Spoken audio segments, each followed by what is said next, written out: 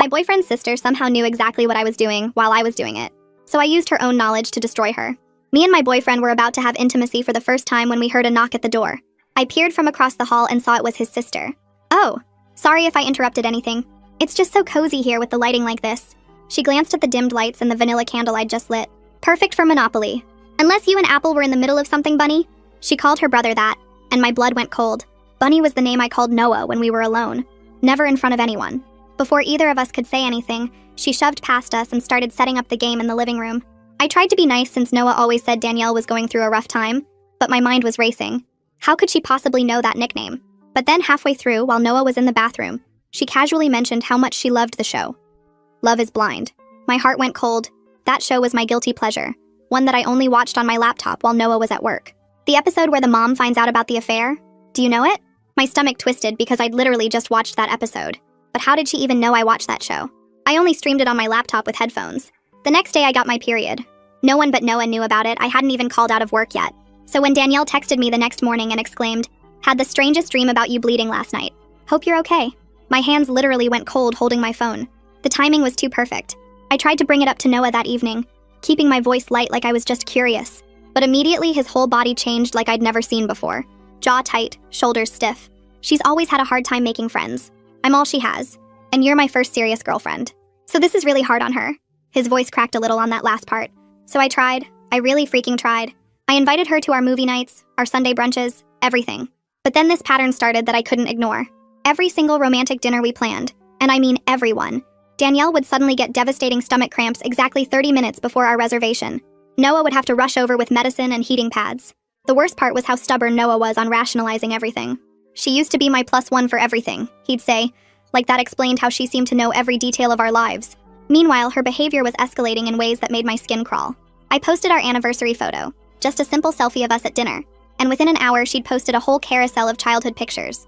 Her and Noah in the bathtub as toddlers. The two of them slow dancing at some middle school formal, her head on his chest. She posted those within an hour, like she was watching my Instagram in real time. The caption made me want to throw up. "No one will ever know you like your day one."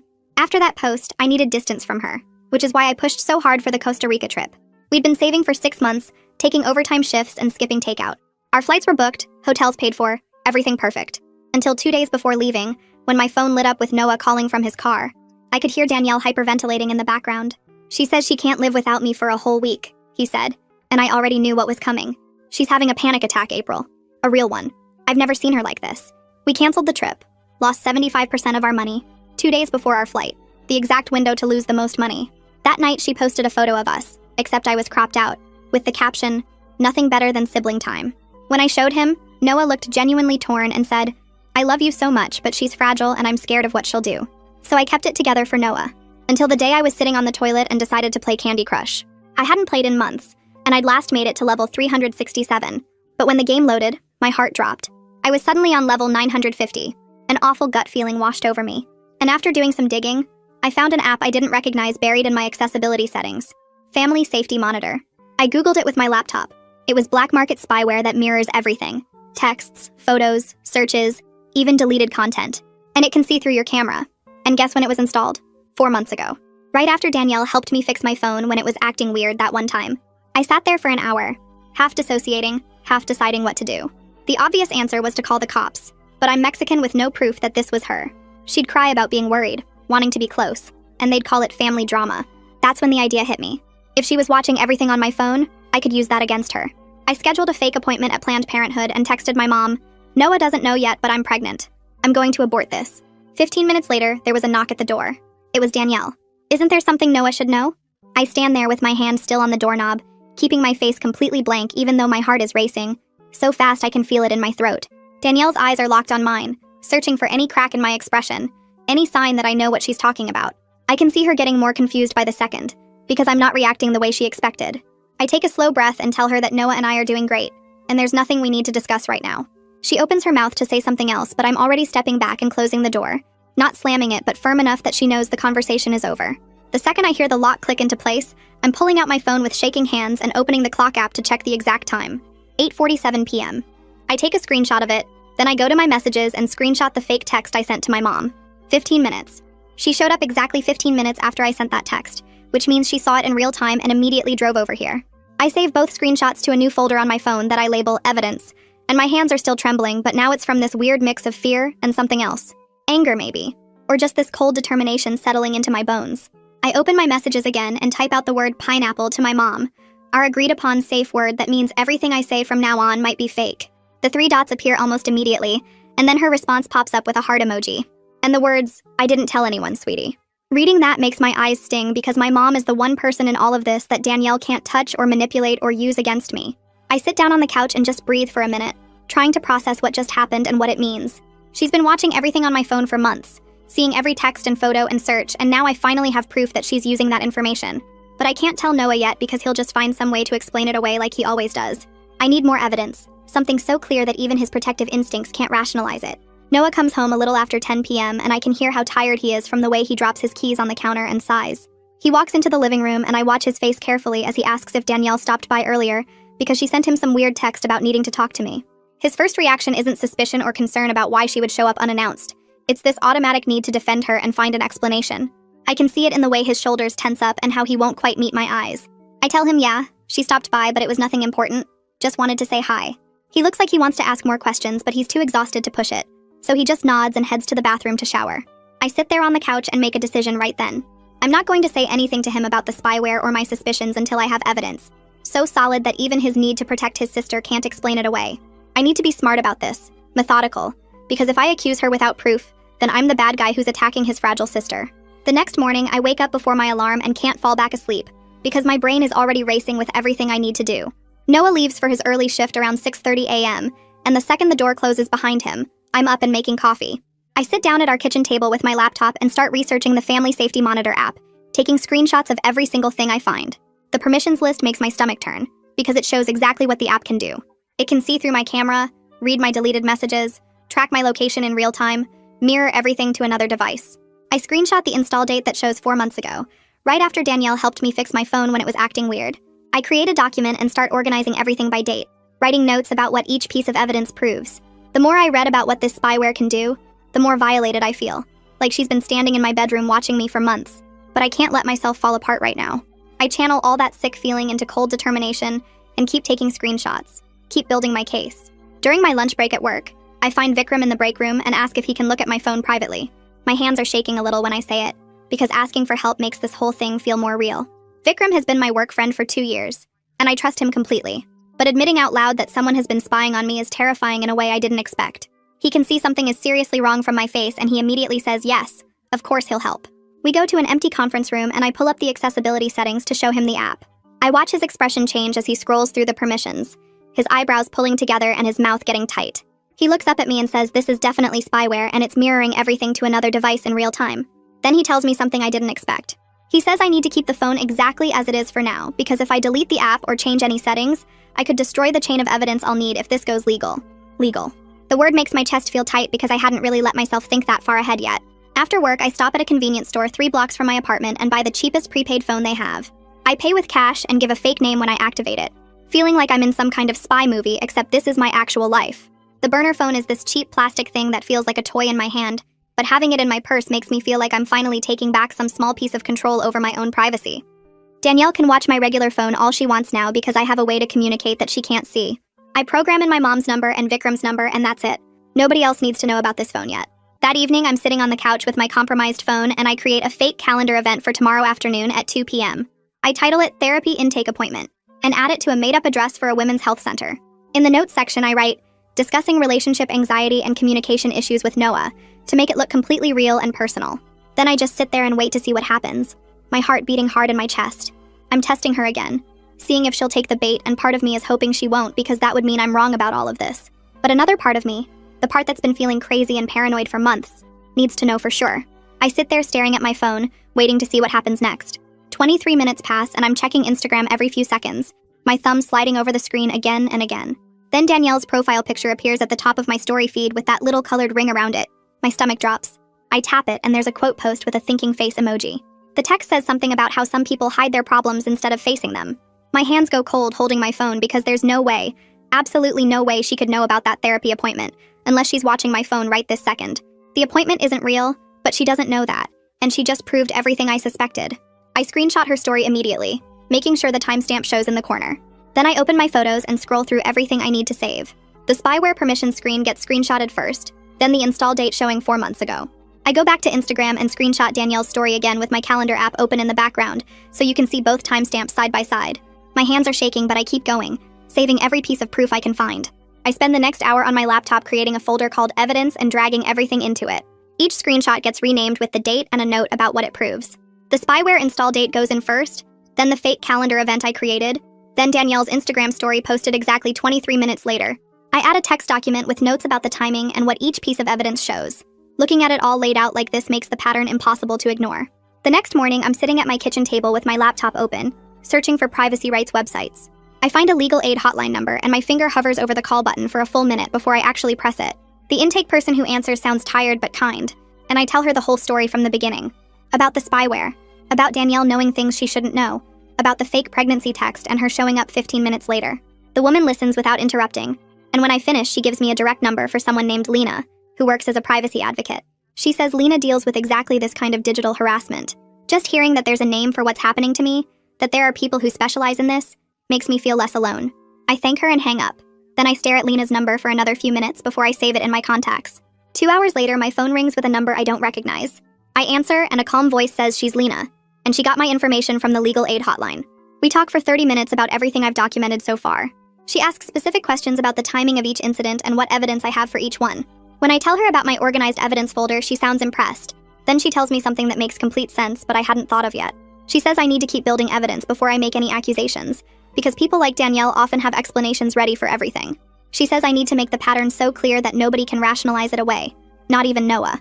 Following Lena's advice, I open the Notes app on my compromised phone that same afternoon. I type out this whole fake confession about feeling guilty for lying to Noah about wanting kids someday. I make it sound really personal and raw, like something I'd write in a private journal that I never wanted anyone to see. I write about how I told him I wanted a family, but I'm not sure if that's true anymore. I write about feeling trapped and scared to tell him the truth. Then I save it and close the app, my heart beating fast. That evening, Noah is watching TV in the living room and his phone buzzes on the coffee table. He picks it up and his face changes as he reads something. He looks over at me with this confused expression and holds out his phone. It's a text from Danielle saying she's worried about me and thinks he should check on what I really want for the future. The exact phrasing from my fake note. Noah asks me if everything's okay and if there's something I want to talk about. I force my face to stay neutral and tell him I don't know what Danielle is talking about. Everything's fine between us. While he's looking at me, I screenshot the text conversation over his shoulder, making sure to capture Danielle's message with the timestamp. Later that night, I add it to my evidence folder with a note about how she used almost the exact words from my private note. I try to bring it up with Noah the next morning while we're having coffee. I ask him if he thinks it's weird that Danielle texted him about my future plans right after I was thinking about that stuff. He immediately gets this defensive look on his face and his shoulders tense up. He says Danielle probably just sensed something was off because siblings have that kind of connection, that twin thing where they know what the other person is feeling. I want to scream at him that she's not psychic. She's watching my phone, but instead I just nod and say, okay. After he leaves for work, I open my evidence folder and add a new entry with the date and time, recording exactly what he said about the sibling connection. Watching him rationalize this away when the proof is right in front of him makes me feel so frustrated I could cry. But crying won't help. Building an undeniable case will help. The next morning, I meet Lena in person at a coffee shop downtown. She's in her 40s with gray streaks in her dark hair, and she has this calm energy that makes me feel safe. We sit in a corner booth and she pulls out a printed checklist. She walks me through everything I need to do next. Preserve all evidence and make backup copies. File a non-emergency police report to create an official record. Consider sending a formal no-contact letter to establish clear boundaries. She's so professional and matter-of-fact about it all. Like what's happening to me is serious enough to warrant these steps, but also something that can be handled. She doesn't make me feel crazy or paranoid. She makes me feel like I'm doing exactly the right thing by documenting everything carefully. For my next test, I open Photoshop on my laptop and create a fake screenshot of a dinner reservation confirmation. I make it look completely real with a confirmation number and everything. The restaurant is this fancy place downtown, and the reservation is for this Friday at 7 p.m. I save the fake screenshot to my phone's photo library, and then add it to my calendar with a note that says anniversary celebration. I even set a reminder for an hour before. Then I wait to see what happens. Friday comes and I'm watching the clock all afternoon. At 6:28 p.m., exactly 32 minutes before our fake reservation time, Noah's phone buzzes. He looks at it and his face falls. He shows me a text from Danielle about having severe stomach cramps and needing him to bring heating pads and medicine right away. The timing is so perfect, so precise, that I actually laugh out loud. It's this bitter sound that comes out of my throat before I can stop it. Noah looks at me confused and asks what's funny. I tell him nothing. It's just the same thing that always happens. He asks what I mean and I say nothing. Never mind. He should go help his sister. While he's grabbing his keys, I screenshot Danielle's text message, my fake reservation confirmation with all the metadata showing when I created the file and my calendar entry. I save everything in my evidence folder with a note that says, Pattern number 4, medical emergency time to dinner reservation. She's basically proving my case for me at this point, and she doesn't even know it. I grab my phone while Noah is still pulling on his jacket and rushing around looking for his keys. My fingers move fast, taking screenshot after screenshot. The text from Danielle with the timestamp showing 6:28 p.m., the fake reservation confirmation I made in Photoshop with all the file creation metadata visible, the calendar entry I added just this morning. I open my evidence folder and create a new note, typing quickly. Pattern number 4, medical emergency timed exactly to dinner reservation. Fake reservation created this morning to test surveillance. I save everything and close my phone just as Noah kisses my forehead and tells me he'll be back in an hour. The door clicks shut behind him, and I sit there on the couch feeling this weird mix of satisfaction and sadness. She took the bait again. Perfectly timed, exactly like I knew she would. The next morning, I wake up early and make myself coffee, sitting at the kitchen table and staring at my phone. I need to ask Aaron about the security footage, but my stomach is in knots about it. He's a nice guy, mid-50s with gray hair, and he's always been really respectful about tenant privacy. I'm scared he'll say no or think I'm being paranoid. But I force myself to walk downstairs to his office around 9 a.m. when I know he's usually doing paperwork. I knock on his door and he looks up from his computer with a friendly smile. I ask if I can talk to him about something kind of serious, and he gestures for me to sit down. My voice shakes a little as I explain that I'm documenting a harassment situation, and I need the hallway camera footage from last Tuesday night around 8:45 p.m. Aaron's face gets more serious and he asks if everything is okay, if I'm safe. I tell him I am, that I'm just building documentation in case I need to file a police report. He's quiet for a minute, thinking, and then he nods slowly. He says he can pull the footage, but he needs me to sign a form requesting it for legal purposes, and I agree immediately. That afternoon, around 3 p.m., I get an email from Aaron with 3 video files attached. My hands are literally shaking as I click the first one open. The footage is grainy black and white, but clear enough. It shows our apartment door and part of the hallway. I can see the timestamp in the corner, 8:35 p.m. Then at 8:39 p.m., Danielle appears in the frame. She's pacing back and forth in front of our door, checking her phone every few seconds. In the second video clip, she keeps pacing and checking her phone, looking agitated. The third clip shows her finally knocking on our door at 8:47 p.m., exactly 12 minutes after I sent that fake text to my mom. I save all 3 videos to my evidence folder and add detailed notes about the timing. This is concrete proof that she saw my text message in real time and rushed over immediately. I spend the next hour organizing everything in my laptop folder, making sure all the timestamps line up, making sure I have notes explaining what each piece of evidence shows. Then I take a deep breath and drive to the police station. My heart is pounding as I walk through the doors and approach the front desk. I ask if I can speak to someone about harassment and stalking, trying to keep my voice steady and calm. The officer at the desk asks me to wait, and a few minutes later, a woman in her 30s with dark hair pulled back comes out to meet me. She introduces herself as Officer Kenzie Jones and leads me to a small interview room. I sit down across from her and pull out my laptop, opening my evidence folder. Kenzie listens carefully as I walk her through everything. The spyware installation, the pattern of Danielle knowing things she shouldn't know, the tests I've run, the video footage. She takes notes the whole time and looks through each piece of documentation I show her. When I finish, she leans back in her chair and tells me that what I have definitely shows a clear pattern of surveillance and harassment. But then she explains that I need to establish formal boundaries first, before they can take stronger legal action. I feel my heart sink a little because I was hoping this would be enough for immediate help. Kenzie must see my face fall because she quickly adds that filing a report today creates an official record, which is really important. She explains that I should file a formal incident report right now, and then send Danielle a certified letter documenting my boundaries clearly. She says that if Danielle violates those boundaries after being formally told to stop, then we would have grounds for a restraining order. The legal process suddenly feels more real and more possible than it did before. I spend the next hour filling out forms and giving my statement to Kenzie. She's really professional and takes everything seriously, which makes me feel less crazy about all the documentation I've been doing. When I finally leave the station, I feel exhausted, but also weirdly empowered. That evening, I decide to run one more test before I confront Noah with everything. I open my streaming service app on the compromised phone and change my password. Then I search for a show called The Affair and add it to my watch list.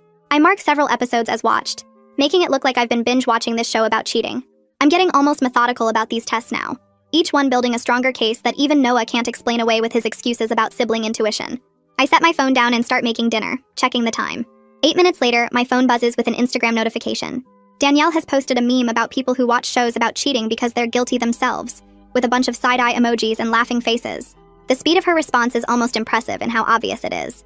I screenshot her post with the timestamp showing and add it to my evidence folder, noting that it came exactly 8 minutes after I added the show to my watch list. The next day during my lunch break, I meet Vikram at a coffee shop near our office. He's already ordered us both sandwiches, and he looks concerned when I sit down. I show him all my evidence and explain what the police said about needing documentation. Vikram immediately offers to help me create a simple technical document that explains what the spyware does in plain language that anyone can understand. We spend his whole lunch break working on it together on his laptop. He includes screenshots of the spyware permissions, diagrams showing how the screen mirroring works, and a clear timeline of when it was installed compared to when Danielle helped fix my phone. Having this technical validation from someone else, someone who actually understands this stuff, makes everything feel more real and more serious. After work that day, I meet with Lena at her office. She's reviewed all my documentation, and she helps me draft a no-contact letter to Danielle. We make it completely factual and unemotional, just listing specific incidents with dates and times and stating clearly that I want no further contact of any kind.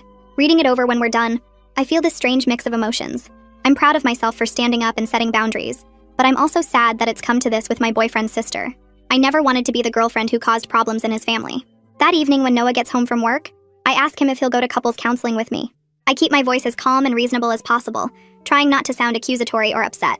I tell him that I love him so much, but I'm really struggling with how close he is to Danielle, and I think having a neutral third party could help us communicate better about boundaries. Noah's whole body goes stiff, and he pulls back from me on the couch, shaking his head before I even finish talking. His jaw tightens, and he starts saying how Danielle is going through such a hard time right now, and he can't just abandon her when she needs him most. I take a deep breath, and my hands are shaking, but I look him straight in the eyes and tell him that I need him to choose counseling with me, or I need to take some space from our relationship. My voice cracks a little on the word space, but I don't look away, and I don't take it back. Noah stares at me for a long moment, and I can see him fighting with himself, wanting to argue or explain or defend Danielle like he always does. But something in my face must tell him I'm serious this time because he just nods slowly and says, "Okay, he'll think about it." I go to bed that night feeling sick to my stomach because thinking about it isn't the same as agreeing, but at least I said what I needed to say. The next morning, I wake up before Noah and grab my old compromised phone from where I've been keeping it in my nightstand. I open my email app and start typing a new message to myself with the subject line, "Police Evidence-Danielle" in all caps. I don't write anything in the body of the email. Just save it as a draft without sending it. My heart is pounding because I know she's probably watching right now, seeing this draft appear on her mirrored screen, and I wonder if she'll panic enough to show up again.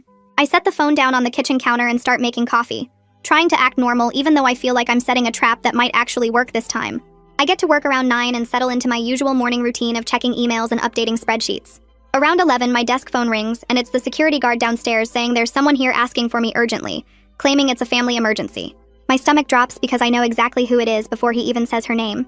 I take the elevator down to the lobby, and there's Danielle standing by the front desk with tears streaming down her face, mascara smudged under her eyes. She looks desperate and angry at the same time, her hands clenched into fists at her sides. The security guard, an older guy with gray hair whose name tag says Arkin, looks uncomfortable standing between us.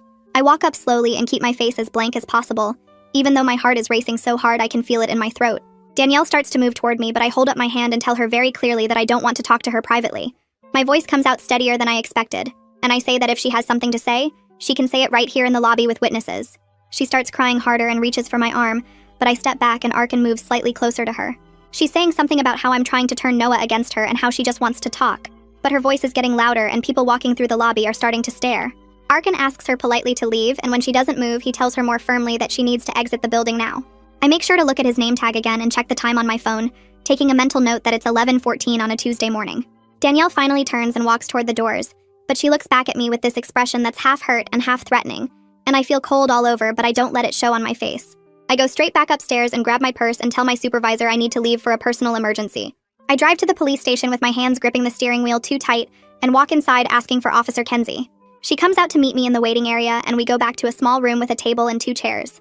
I tell her everything about Danielle showing up at my workplace, about the draft email I created this morning, about how she showed up just 2 hours after I saved it. Kenzie writes it all down and adds it to my incident report, and then she looks up at me and says, "The pattern is definitely strong enough now to move forward with formal documentation." Hearing a police officer actually validate what I've been experiencing makes something loosen in my chest, and I realize I've been holding my breath waiting for someone in authority to tell me I'm not crazy or overreacting. Kenzie explains that the next step is sending Danielle a formal no-contact letter, so there's official documentation of my boundaries, and if she violates those boundaries after being formally notified, then we have grounds for a restraining order. I drive home feeling shaky but also weirdly calm, like I'm finally doing something real instead of just collecting evidence in secret. That evening, I sit at our kitchen table with my laptop and pull up the no-contact letter that Lena helped me draft last week. I read through it one more time, checking that all the dates and times are correct, that the language is clear and factual without being emotional. I print it out on our printer and sign it at the bottom with my full legal name. Then I fold it carefully and put it in an envelope, writing Danielle's address on the front in neat block letters. I grab my keys and drive to the post office before it closes at 6, getting there with about 15 minutes to spare. The postal worker behind the counter is a middle-aged woman with glasses, and she explains how certified mail with return receipt works. She tells me that Danielle will have to sign for the letter when it's delivered, and I'll get a receipt back as proof that she received it. I pay the extra fees and watch her stamp the envelope and scan it into the system. When she hands me the tracking number receipt, I fold it up and put it in my wallet. And holding that little piece of paper makes me feel like I'm finally doing something concrete to protect myself, instead of just reacting to whatever Danielle does next. The tracking website shows the letter was delivered 2 days later on Thursday morning at 10:32. I check my phone obsessively all day waiting to see what Danielle will do. If she'll text Noah or show up somewhere or post something weird online. Friday morning, I'm drinking coffee and scrolling Instagram when I notice something strange. My notifications show that Danielle has liked about 30 of my old posts from 2 and 3 years ago, all within a 10-minute window between 7:15 and 7:25.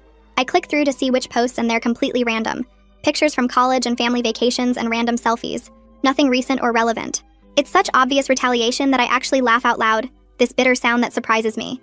But instead of getting upset, I just start screenshotting her activity, making sure the timestamps are visible in each image. I add them all to my evidence folder on my laptop with a note that says, "Retaliation via social media, 1 day after no contact letter delivery." I text Vikram that same afternoon and ask if he has time to help me set up a completely new phone and laptop. He says he can come over Sunday morning and brings his own laptop bag full of cables and external drives. We sit at my kitchen table for 3 hours while he transfers only the files and contacts I actually need to the new devices, leaving the old compromised phone completely untouched. He explains that he's making a complete forensic clone of the old phone's data and storing it on an encrypted external drive, preserving everything exactly as it is in case I need it for legal stuff later. Watching him work is calming somehow. Seeing someone who knows what they're doing take this seriously and treat it like the violation it actually is. When he's done, he puts the old phone in a plastic bag and labels it with the date and his initials, telling me to keep it somewhere safe and dry. The new phone feels weird in my hand, lighter somehow, and I realize it's because I'm not carrying around the weight of knowing someone is watching everything I do anymore. Over the next few days, I start noticing something new and it makes my skin crawl. 2 of Noah's friends, guys he's known since high school, send me messages out of nowhere asking if everything is okay. One of them, Jake, says he heard I've been going through some stuff and wants to make sure I'm all right. The other one, Arkin, asks if Noah and I are having problems because someone mentioned I've been acting secretive lately. I screenshot both conversations and then check Danielle's Instagram to see if she's posted anything, but her account has gone completely quiet since the letter was delivered. That's when I realize she's moved to a different strategy now that her direct access to my phone is gone. She's trying to poison Noah's social circle against me, sending private messages with vague hints that make me sound untrustworthy or unstable. I respond to both guys saying everything is fine and thanks for checking in, keeping my messages short and normal. But inside, I'm furious because this is exactly the kind of thing that's hard to prove or document. Just careful manipulation that makes me look paranoid if I try to explain it. I spend an entire evening at my laptop creating a clean, organized PDF document that shows everything in one place. I start with a title page that just says evidence of surveillance and harassment with the date range. Then I create a timeline that shows each piece of bait I planted on the left side, with the exact date and time and Danielle's response on the right side with timestamps and screenshots. The fake pregnancy text and her arrival 15 minutes later with video footage from the hallway camera. The fake therapy appointment in my calendar and her Instagram story 23 minutes later. The fake dinner reservation, and her text to Noah about stomach cramps exactly 30 minutes before. The draft email about police evidence and her showing up at my office 2 hours later. Every single trap laid out in order with the proof right next to it. Then I add a section with Vikram's technical document explaining what the spyware does and when it was installed. Another section with the security footage and police reports. A final section with screenshots of her retaliatory behavior after the no-contact letter. When I'm done, the PDF is 42 pages long, and laying it all out like this makes the pattern impossible to deny. She's been watching my phone in real time for months, and I have proof of it that even Noah can't explain away with his excuses about sibling intuition or coincidence. I save the file with a password and email it to myself at 3 different email addresses, just to make sure I don't lose it. Then I sit back and look at the document on my screen and feel this weird mix of pride and sadness. Proud that I stood up for myself and documented everything so carefully, but sad that it had to come to this with my boyfriend's sister in the first place. I print out the certified mail receipt and hold it in my hand while I walk to the living room where Noah is watching TV. My stomach feels tight, but I keep my voice steady when I tell him we need to talk about counseling again, and I can see his shoulders go tense before I even finish the sentence. He starts to say something about how Danielle needs him right now, but I hold up the receipt and tell him this is my boundary. Counseling, or I need space from this relationship. The words come out firmer than I expected, and I watch his face change as he realizes I'm serious this time. He looks at the receipt for a long moment, his jaw working like he's trying to find the right words, and when he finally nods, his whole body looks tired in a way I've never seen before. He agrees to one session, just one, and I can see in his eyes that part of him knows something is really wrong, but he's still too scared to face what that might mean about his sister.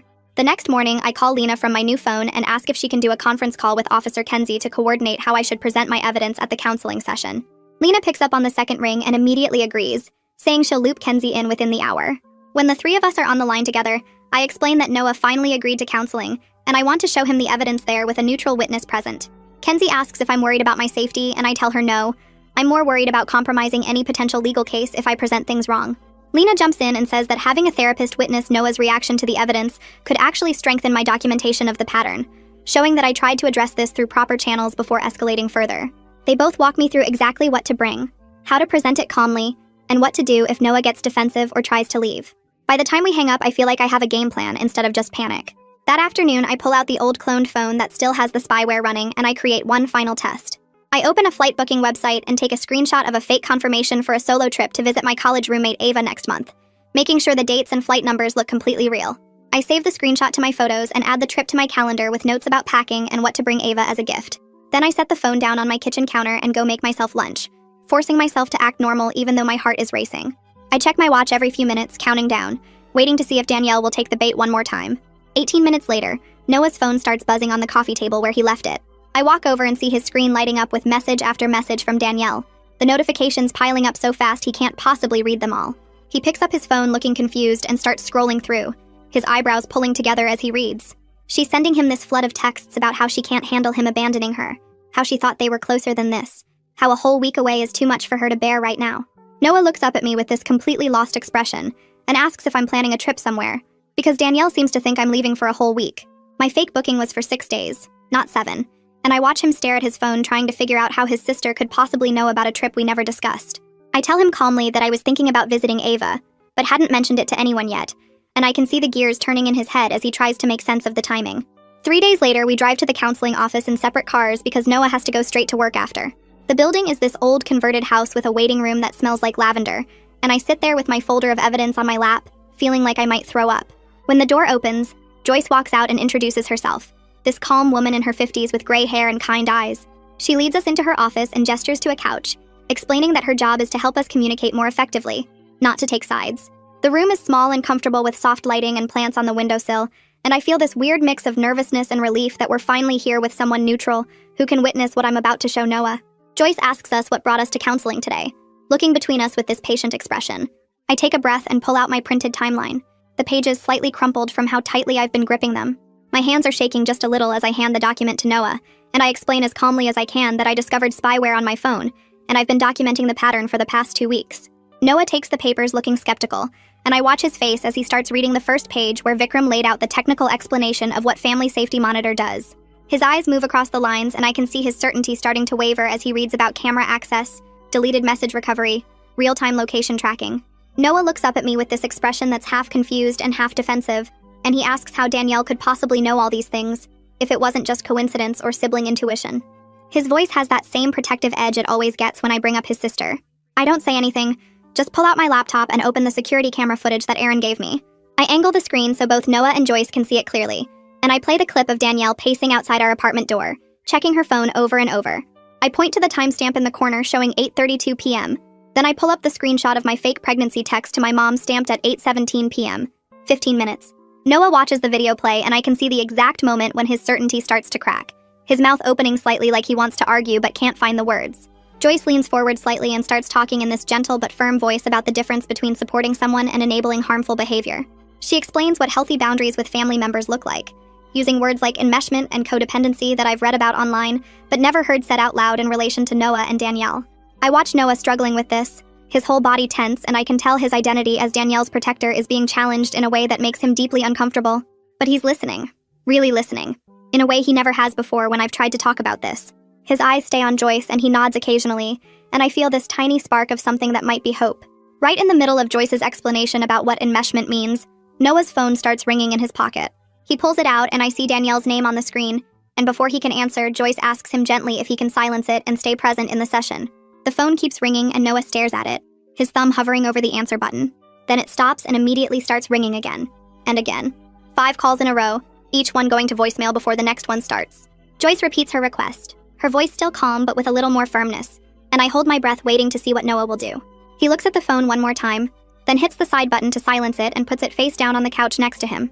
It keeps buzzing silently, but he doesn't pick it up, and I feel this wave of relief so strong it makes my eyes sting. After the session ends, we walk out to the parking lot in silence, both of us processing everything that just happened. Noah gets in his car but doesn't start it right away, just sits there staring at his steering wheel. I pull out the old cloned phone and open my messages, and I show Noah what I'm doing as I type a very specific phrase to myself, thinking about getting a dog next spring. I send it and show him the timestamp. Then I put the phone away and tell him to wait 20 minutes. We sit in our separate cars and I watch the clock on my dashboard tick forward, my heart beating hard in my chest. At exactly 19 minutes, Noah's phone lights up and he holds it up to show me through his windshield. Danielle has posted an Instagram story with a picture of a puppy. The caption reading, "Some people aren't ready for that kind of commitment," with 3 thinking face emojis. Noah just stares at his phone and doesn't say anything, but I can see from here that his hands are shaking. I turn to face him in the passenger seat and my whole body feels like it's vibrating with nervous energy. The words come out shaky but clear. "I need you to stop all contact with Danielle for 30 days while we work on us, or I'm moving out." Noah's head snaps toward me and I can see panic spreading across his face. His mouth opens but nothing comes out at first. I watch his hands grip the steering wheel even though the car isn't running, his knuckles going white. I know this is asking him to choose and I'm scared he'll pick her like he always has, but I can't keep living with someone watching my every move through my own phone.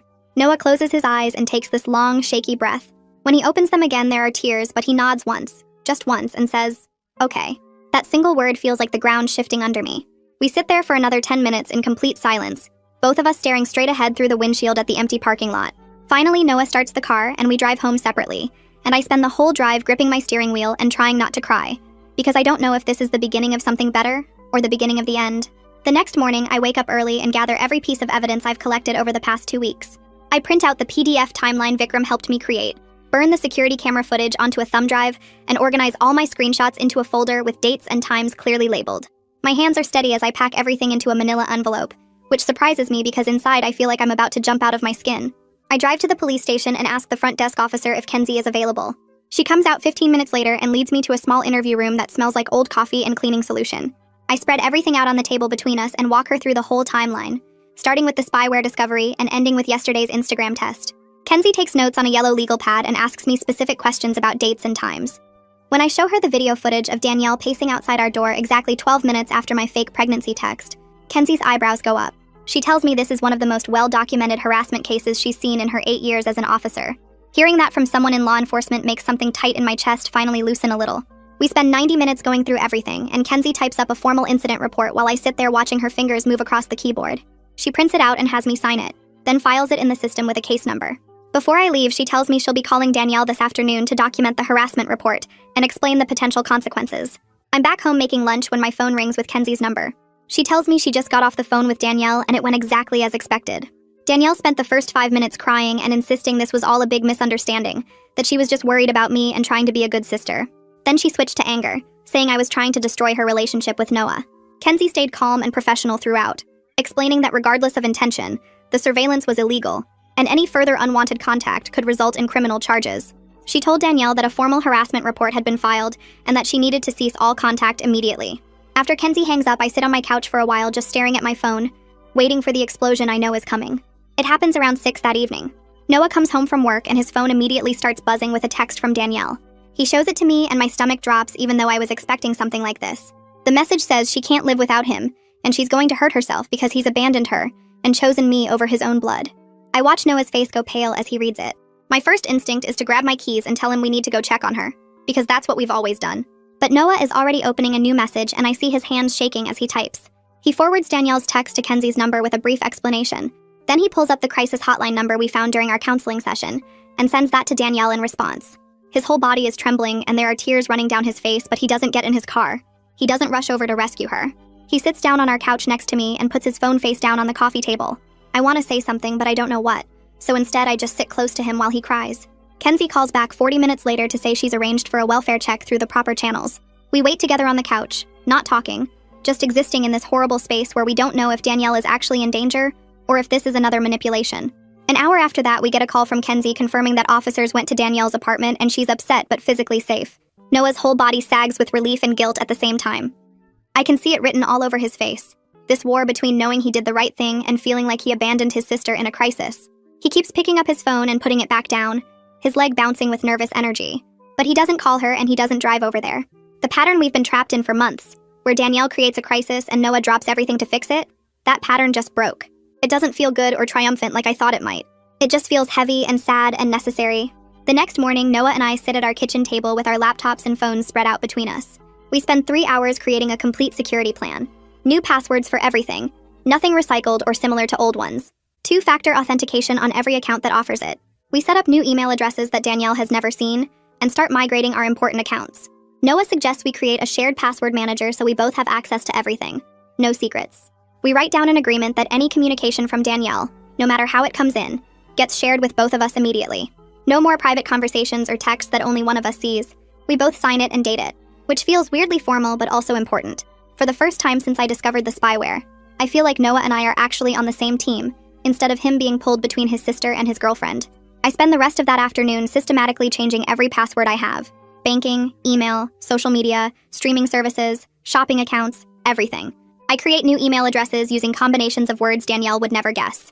My main email becomes a completely random string of letters and numbers. I set up 2-factor authentication using my phone number and backup codes that I write down and hide in my desk drawer. Every account that offers biometric locks gets them turned on. My phone now requires my fingerprint and a 6-digit code. My laptop needs my fingerprint to even wake up. I'm building walls around my digital life that Danielle can't breach anymore, and with each password I change, I feel a little bit more like I'm taking back control. It takes me 4 hours to get through everything, and by the end my eyes hurt from staring at screens, but I feel safer than I have in months. That evening, Noah and I sit together and write a text message to Danielle. We go through 7 drafts before we get the wording right. It needs to be clear and firm without being cruel. It needs to establish the boundary without leaving room for negotiation. The final version says he won't be responding to any contact for the next 30 days and provides only the crisis hotline number for emergencies. We define emergency as immediate physical danger. Nothing else. Noah's hand is shaking, so hard when he goes to hit send that I have to look away. I hear the swoosh sound of the message going through, and then Noah puts his phone down on the counter like it burned him. He stands there with his arms wrapped around himself, and I can see he's trying not to cry. I know how much this costs him, how deeply it goes against every instinct he has to protect his sister. But he did it anyway, and I'm proud of him, even though proud feels like a weird emotion to have about something this painful. Over the next few days, I check Danielle's Instagram periodically, just enough to screen for actual safety concerns. Her posts become this roller coaster of emotions that would be almost funny if it wasn't so concerning. First, there's a vague post about betrayal and people showing their true colors. Then 6 hours later, there's a bright, cheerful selfie with a caption about self-care and growth. The next day, it's an angry quote about fake people and toxic relationships. Then another cheerful post about trying a new restaurant alone and loving it. The whiplash is intense. I screenshot everything with timestamps, but I don't engage and I don't share the posts with anyone except Noah. Joyce talked about disengagement in our session, about how sometimes the healthiest thing you can do is stop participating in someone else's chaos. So I practice that art of watching without reacting, documenting without engaging, staying aware without getting pulled back in. 2 weeks after we set the no-contact boundary, I meet Lena at the same coffee shop where we first talked. She's already there when I arrive, sitting at a corner table with a stack of papers in front of her. I order a coffee and sit down across from her. Lena explains that the next step is sending a formal civil cease and desist letter that specifically demands deletion of any data Danielle obtained through the spyware. She shows me a draft she's prepared using legal language about unauthorized access to electronic communications and violation of privacy rights. The letter lists every piece of evidence we have and demands that Danielle immediately delete all data, photos, messages, and information she obtained through the surveillance. It also demands that she provide written confirmation of deletion. Lena explains that having this formal legal documentation is important because it's not just about stopping future harm, it's about addressing the violation that already happened. My data, my private messages and photos and searches, they're still out there on whatever device Danielle used to mirror my phone. Getting legal language around data deletion feels crucial, like I'm not just protecting my future privacy, but also reclaiming my past privacy that was stolen from me. That night, I text Vikram asking if he can help me put together a technical document that explains all the spyware stuff in a way that lawyers and judges could understand. He responds within 5 minutes saying he's free tomorrow evening, and I should bring my laptop with all the evidence files. The next evening, I meet him at a quiet library study room, and he's already set up with his own laptop and a legal pad covered in notes. We spend 3 hours going through everything I found on my phone, with Vikram typing up explanations about what each permission means and how the mirroring process works. He creates screenshots with arrows pointing to specific settings and writes descriptions like, "This permission allows real-time camera access without user notification," in language that sounds official, but isn't too technical. By the time we finish, we have a 12-page appendix that lists every single thing the spyware could do, when it was installed, and all the steps I've taken since to secure my devices. Vikram saves it as a PDF and emails it to both me and himself as backup. Then he looks at me and says he's really proud of how I've handled this whole situation. I thank him about 5 times because without his help, I would have been completely lost trying to explain the technical side of things, and I promise to buy him dinner somewhere really nice once this is all over. 3 weeks after our first counseling session, Noah and I go back to see Joyce. This time the room feels less tense. Maybe because we both know what to expect, or maybe because we've been doing better at home. Joyce starts by asking how the past few weeks have been, and I tell her about the no-contact boundary with Danielle, and how Noah has actually stuck to it.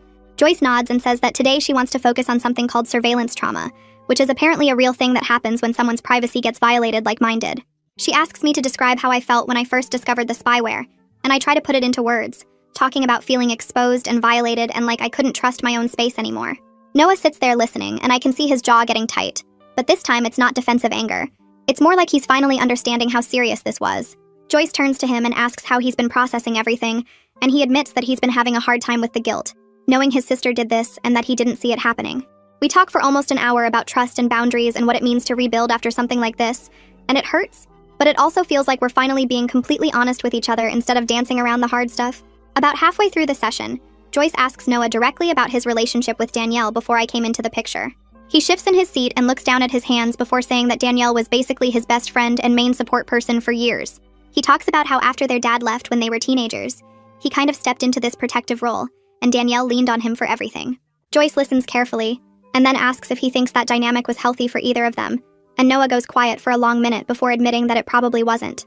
He says he's starting to realize that he let Danielle fill a role she shouldn't have been in, and that by trying to protect her from everything he actually made it harder for her to develop her own coping skills. Joyce writes something on her notepad, and then pulls out a referral card for a therapist who specializes in family enmeshment and codependency issues. She hands it to Noah and suggests he might benefit from working through some of this stuff individually, and instead of immediately saying no like I expected, he actually takes the card and says he'll think about it. That small moment of him considering therapy for himself feels huge, like maybe he's finally ready to work on the patterns that got us here. 2 days later, I'm at work when my phone rings with a number I recognize as the police station. I step into an empty conference room and answer, and it's Officer Kenzie calling with an update. She tells me that my report has been officially logged into their system and assigned a case number, which means it's now part of the permanent record. Kenzie explains that if Danielle violates any of the boundaries we've established, we now have really strong grounds for pursuing a restraining order because the pattern is documented. She also tells me to keep all my evidence organized and accessible for at least 6 months, and to report any new incidents immediately no matter how small they seem. Hearing Kenzie say that the police are taking this seriously, and that we have options if Danielle escalates again, makes me feel safer than I have in months. I thank her and write down the case number in my phone. Then I sit in that conference room for a few extra minutes, just breathing and letting myself feel relieved that the system is actually working the way it's supposed to. The following week, I meet with Lena at her actual law office instead of the coffee shop. Her office is small but professional, with law books lining one wall and a big desk covered in neat stacks of papers. She's printed out the cease and desist letter we drafted along with Vikram's technical appendix, and everything is formatted on official letterhead from her firm. Lena walks me through each section, pointing out the specific language about data deletion and unauthorized surveillance, and my legal rights under state privacy laws. The letter demands that Danielle immediately delete all data she obtained through the spyware, provide written confirmation of deletion, and cease all contact and monitoring. It also includes a clear notice that I'm aware of my legal options and prepared to pursue them if necessary. Lena explains that sending it through her law office instead of just from me personally carries more weight because it shows I have legal representation. I sign the authorization form, and Lena says she'll have it sent via certified mail that afternoon. Watching her seal the envelope and write out Danielle's address feels like I'm drawing a line in the sand that Danielle can't cross without facing real legal consequences, and that feeling of taking official action is both scary and empowering at the same time. For the next week, I check the mail tracking obsessively, watching as the letter makes its way to Danielle's apartment, and then shows as delivered with her signature confirming receipt. After that, I brace myself for some kind of dramatic response, maybe more Instagram posts or texts to Noah or even her showing up somewhere. But instead, what happens is complete silence. Danielle's Instagram goes private overnight, and when I check her profile through a backup account I created, I can see she's stopped posting entirely. No more vague quotes, no more childhood photos of her and Noah, nothing. Noah tells me she hasn't texted or called him either, which is wild considering she used to message him multiple times a day. The silence is almost eerie after weeks of constant boundary violations and surveillance and manufactured emergencies. Part of me wonders if it's just the calm before another storm, but another part of me thinks maybe the formal legal intervention actually worked. Either way, I'll take this uneasy peace over active harassment any day, even if I'm still checking over my shoulder and monitoring my devices obsessively. A few days after the letter was delivered, I take my old compromised phone to Vikram during our lunch break. He's set up a small workspace in an unused office, and he's brought an official evidence bag and label from some forensics kit he apparently owns. Vikram carefully places the phone in the bag, seals it, and writes the date and a description on the label in permanent marker. He explains that he's going to store it in a fireproof safe at his apartment where it'll be protected but accessible if I ever need it for legal proceedings. Watching him lock the bag in a small portable safe and then put that safe in his backpack feels weirdly symbolic. like I'm putting this whole nightmare into a box where it can't hurt me anymore. The phone that Danielle used to watch my every move is now sealed away as evidence of what she did. And knowing it's preserved but out of my daily life gives me this sense of closure, even though I know the situation isn't fully resolved yet. Over the next couple weeks, Noah starts going to individual therapy sessions with the counselor Joyce recommended. Every Thursday evening, he leaves for his appointment and comes back an hour later, looking tired but also somehow lighter. He doesn't tell me details about what he discusses, and I don't ask because Joyce helped us understand that we both need some privacy even from each other. But Noah does share his appointment times with me and sends me a quick text when each session ends, which feels like his way of being accountable without oversharing. I appreciate that he's respecting both his own privacy and mine, and it feels like we're slowly learning how to have healthy boundaries with each other, instead of either being completely enmeshed or completely separate. Some evenings after his therapy, he's quiet and needs space, and other evenings he wants to talk about random stuff like what movie we should watch or what we should cook for dinner. I'm learning to follow his lead and give him room to process whatever he's working through without taking it personally. 5 weeks after I first discovered the spyware on my phone, I spend an evening alone in our apartment while Noah is at his therapy session. I sit on the couch with a cup of tea and really think hard about whether I want to stay in this relationship or leave. Part of me is still angry about how long it took him to see what Danielle was doing and how much he rationalized her behavior. Part of me is scared that even with all these boundaries and therapy sessions, he might fall back into old patterns. But another part of me sees how hard he's been working to change, how he's actually going to therapy every week and respecting the no-contact rule even when Danielle sent that scary text about hurting herself. I think about the life we've built together and the plans we made before Danielle's surveillance took over everything. After sitting there for almost 2 hours, I decide to give us 60 more days with these non-negotiable boundaries we've established. I'm choosing to trust myself to walk away if things don't continue improving, rather than making a decision based on fear or anger about what already happened. It's not a forever commitment, and it's not me saying everything is fine, but it's me giving both of us a real chance to see if we can build something healthy together. The next morning, Officer Kenzie calls me with another update. She tells me there have been no new incidents reported and no violations of the boundaries we established, which means Danielle is actually respecting the no-contact order. Kenzie says the fact that Danielle went completely silent after receiving the cease and desist letter is actually a good sign because it shows she understood the legal implications and chose to back off. She advises me to keep my documentation organized and accessible for 6 months just in case, but she seems cautiously optimistic that the formal intervention worked. Kenzie also reminds me to report anything immediately if Danielle does try to make contact again, no matter how small or innocent it seems. I thank her and hang up feeling this weird mix of relief and lingering anxiety, because part of me still can't quite believe that Danielle is really going to leave us alone after months of obsessive surveillance and interference. But the evidence suggests she is, and I'm trying to let myself feel hopeful about that, instead of waiting for the other shoe to drop. That weekend, Noah and I sit at the kitchen table with his laptop open to a state park's website, scrolling through options that are within 2 hours driving distance. I point to one with hiking trails and a lake. Nothing fancy, but somewhere we can spend the day together without worrying about who might show up or what might get posted online. He nods and clicks through the photos, then looks at me and asks if I want to do this, really do this, and I tell him yes. We agree right then on 2 rules, no exceptions. First, we check in with each other if either of us feels weird or uncomfortable about anything. Second, we post absolutely nothing on social media, not even after we get back. I watch him type the park name into his phone calendar and add both rules in the notes section, and something about seeing him write it all down makes this feel real and possible. The night before the trip, I pack a small backpack with water bottles and snacks, and I catch myself smiling while I'm doing it. It's such a simple thing, planning a day trip to a state park, but after months of canceled dinners and ruined vacations and constant surveillance, simple feels like everything. I zip up the backpack and set it by the door, and for the first time in forever, I'm genuinely excited about something Noah and I are going to do together. The next morning, while I'm getting dressed in comfortable clothes for hiking, I look at my new phone sitting on the dresser and think about how far I've come in the past 6 weeks. My devices are completely secure now with new passwords and 2-factor authentication on everything. I have a full legal paper trail with police reports and cease and desist letters and documented evidence that no one can explain away. Noah goes to therapy every single week, and he's actually working on his boundary issues instead of just talking about them. Danielle hasn't sent a single text or made any kind of contact in over a month, which still makes me nervous sometimes but also gives me hope that maybe she finally got the message. I'm sleeping through the night now without waking up paranoid that someone is watching me through my camera. I feel safer in my own relationship, like it actually belongs to me and Noah instead of being something his sister controlled from the shadows. I'm proud of myself for standing up and demanding the respect I deserved instead of just accepting the situation. Noah and I talked last night about maybe trying to plan Costa Rica again in 6 months if things stay stable like this, and I actually let myself imagine it this time. I can picture us on that trip together, just the 2 of us, without anyone sabotaging it or showing up or having a convenient emergency. The relationship I fought so hard to protect is finally starting to feel like it's really ours, and that's worth everything I went through to get here.